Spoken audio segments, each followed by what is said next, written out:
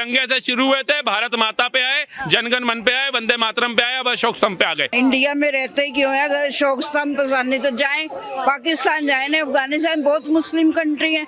हिंदुस्तान में क्या कर रहे हैं? अगर रहना नहीं है तो मूर्ति पूजा हराम है, तो इंडिया में क्यों रह रहे हैं? वहाँ जाके करें अपना अल्लाह अल्लाह जहाँ करना है। जिनको पाकिस्तान अच्छा लगता है वो वहाँ जाए, वो देशभक्ति। यहाँ इंडिया में रहते क्यों? खाते यहाँ का, वो गुण गाते हो तुम दूसरों का। जिन्होंने तोड़ा है उन्होंने तो प्रोपेगेंडा तो किया ही है। ये अगर भाईचारा इतना अच्छा है, भाईचारा बहुत मजबूत है, ये भाईचारा सबसे अच्छा है, तो इकट्ठे रहना चाहिए ना। कट क्यों रहे हैं? सेना को पत्थर मारने वालों को ये शांति प्रिय कहते हैं, संभल में पुलिस को पत्थर मारने वालों को शांति प्रिय कहते हैं, कश्मीरी ब्राह्मणों को भगा दिया रातों रात, उनको ये शांति प्रिय कहते हैं, मुर्शिदाबाद में 500 लोगों का पलायन करा दिया, उनको शांति प्रिय कहते हैं, तमिलनाडु के अंदर 1500 साल पुराना हिंदू मंदिर को अपना बता करके कब्जा कर लिया, उनको ये शांति प्रिय कहते हैं, बांग्लादेश के अंदर जो हिंदू बहन बेटियों को शोषण, शांति प्रिय लोग हैं ये शांति प्रिय नहीं हो सकते। ये जहां जहां तादाद बढ़ाएंगे वहां हिंदू अपने आप गायब हो जाएगा। किसने कहा था धारा 370 खून की नदियां बह जाएंगी? वो खून की नदियां बह नहीं, लेकिन विचार तो वही चल रहा है बहाने का। जो भारत माता की जय नहीं बोलते, जो तिरंगा लाल चौक पे फहराने से उनको घबराहट हो जाती है, कहते हैं हम खतरे में आ गए हैं। सारे लोग कह रहे हैं कि जो लोग थे वो शांति प्रिय लोग थे, उन्होंने जो हमला किया वो कहीं ना कहीं अपने धर्म के भावनाओं में आ गए थे, इसलिए उन्होंने इस तरीके से किया। फारूक अब्दुल्ला कह रहे हो शांति प्रिय लोग थे, शांति प्रिय लोग थे, कलाम साहब जैसे, वीर अब्दुल हमीद जैसे, बिस्मिल्लाह खान जैसे, मोहम्मद रफी जैसे, और अभी ये सोफिया कुरैशी जैसे, ये होते हैं शांति प्रिय। सेना को पत्थर मारने वालों को ये शांति प्रिय कहते हैं, संभल में पुलिस को पत्थर मारने वालों को शांति प्रिय कहते हैं, कश्मीरी ब्राह्मणों को भगा दिया रातों रात, उनको ये शांति प्रिय कहते हैं, मुर्शिदाबाद में 500 लोगों का पलायन करा दिया, उनको शांति प्रिय कहते हैं, तमिलनाडु के अंदर 1500 साल पुराना हिंदू मंदिर को अपना बता करके कब्जा कर लिया, उनको ये शांति प्रिय कहते हैं। जहां भी जाते हैं, अभी जाइए बंगाल के अंदर क्या हो रहा है, संदेश खाली, शांति प्रिय लोग थे।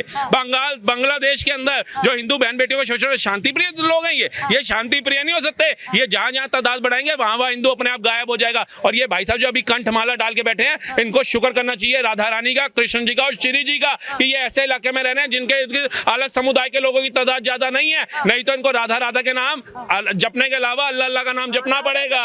हाँ, क्योंकि वो तो कराएंगे जो मुगलों ने कराया, वो आज भी हो रहा है। जाकिर नायक मलेशिया जाके इलाज करा रहा है, राहुल गांधी वहां पहुंच गए घूमने के लिए। अब कह रहे हैं घूमने, क्या संबंध है भैया? क्या नेपाल बनाना चाहते हो? क्या बांग्लादेश बनाना चाह रहे हो? क्या श्रीलंका बनाना चाह रहे हो? क्या बनाना चाह रहे हो? म्यांमार बनाना चाह रहे हो? सवाल करना चाहूंगी, फिर आपसे भी जवाब लूंगी। अच्छा, कश्मीर में जिस तरीके से पहलगाम हमले के बाद से फिर से टूरिज्म बढ़ने लग गया, धीरे धीरे लोगों ने आना जाना शुरू किया, उसके बाद में ये घटना घट गई जो नेशनल एम्बलम वाली है और अशोक स्तंभ वाली है। उसके बाद कहीं ना कहीं कहा जा रहा है कि जो डेवलपमेंट हो रहा है जम्मू कश्मीर श्रीनगर में, उसको कहीं ना कहीं छुपाने के लिए, उसके बारे में बात ना हो, इसीलिए इस तरीके के जो मुद्दे हैं उनको भड़काया जाता है, इसीलिए इस तरीके की जो घटना है उनको अंजाम दिया जाता है। क्या आपको लगता है कि सच है जो बात अभी मैंने कही है?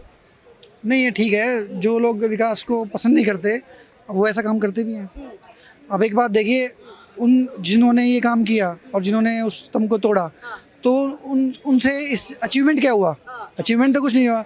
कश्मीर की नेगेटिविटी हुई है, तो वो विकास के विरोधी लोग हैं। तो हर जगह ऐसे लोग होते हैं ऐसे, सब लोग ऐसे नहीं होते, कुछ लोग होते हैं। ऐसी घटनाएं जम्मू कश्मीर में ही क्यों देखने को मिलती हैं कि ज्यादातर हम बात करें? दिखाओ ना, पीला पंजा देख के सूसू निकल जाता है पेंटमैन की। हाँ, ऐसा क्यों कह रहे हैं? सरकार सख्त चाहिए ना। जो कहते हैं ना, पिता अगर सख्त होगा बच्चा सीख चलेगा।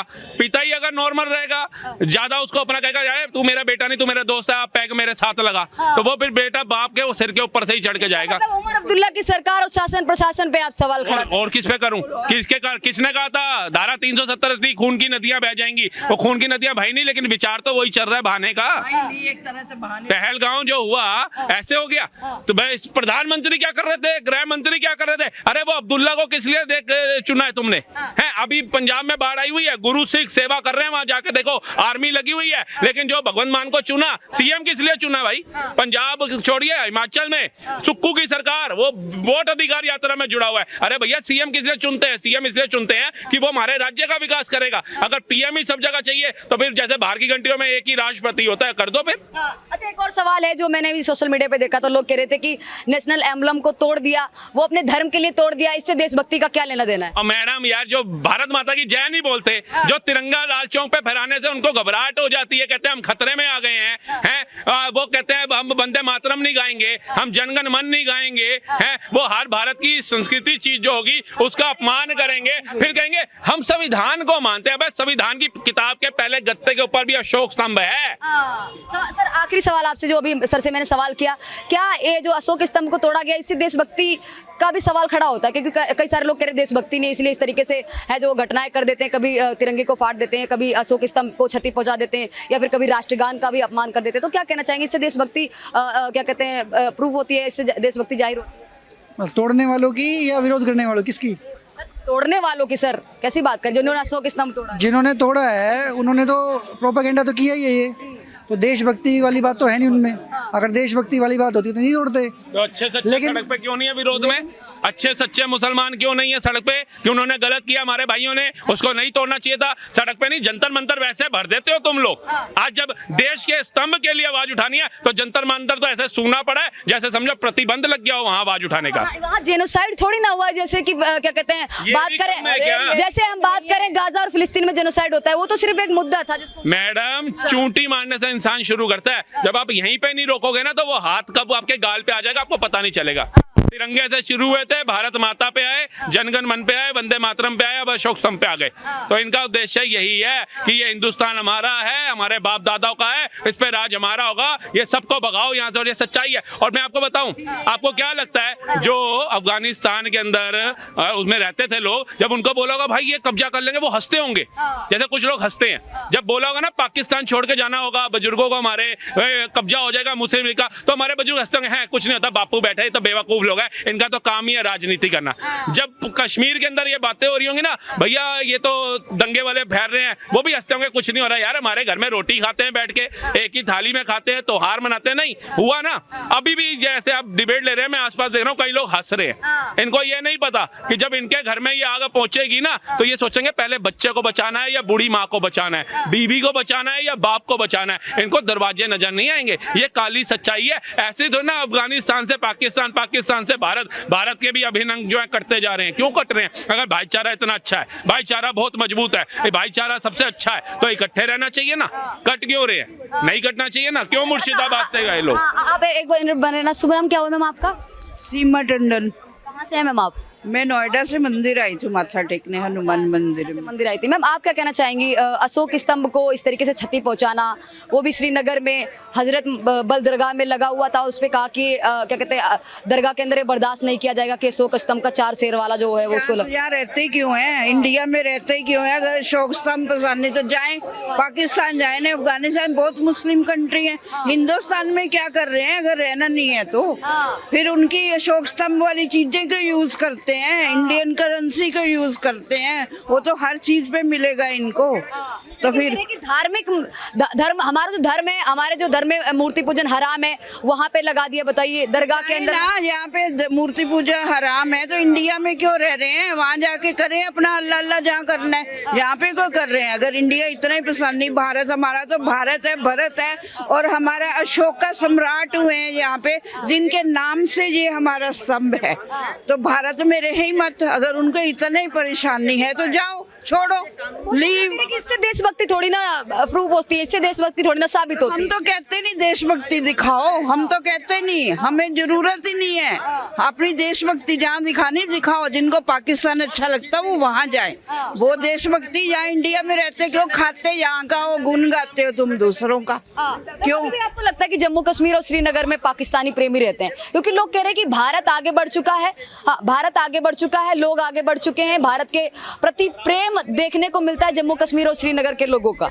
कोई प्रेम नहीं। मैं अभी अमरनाथ यात्रा करके आई हूँ, इतने खराब लोग हैं वहाँ पर, इतने झूठे मकार। और मैं आपको क्या बोलूँ, जो मुस्लिम वहाँ पे आर्मी वाले हैं वो ही इतना धोखा करते हैं। आपको बोलेंगे जैसे जैसे यस, बिल्कुल यस, धोखा करते हैं जो मुस्लिम है वहाँ पर। जैसे पहलगाम ने बोला आप आगे आगे जाओ, घोड़े वाले हैं, जैसे आपको इतना मीठे बन जाएंगे पहले बिल्कुल, और फिर आपके साथ ऐसा धोखा करेंगे कि पूछो मत।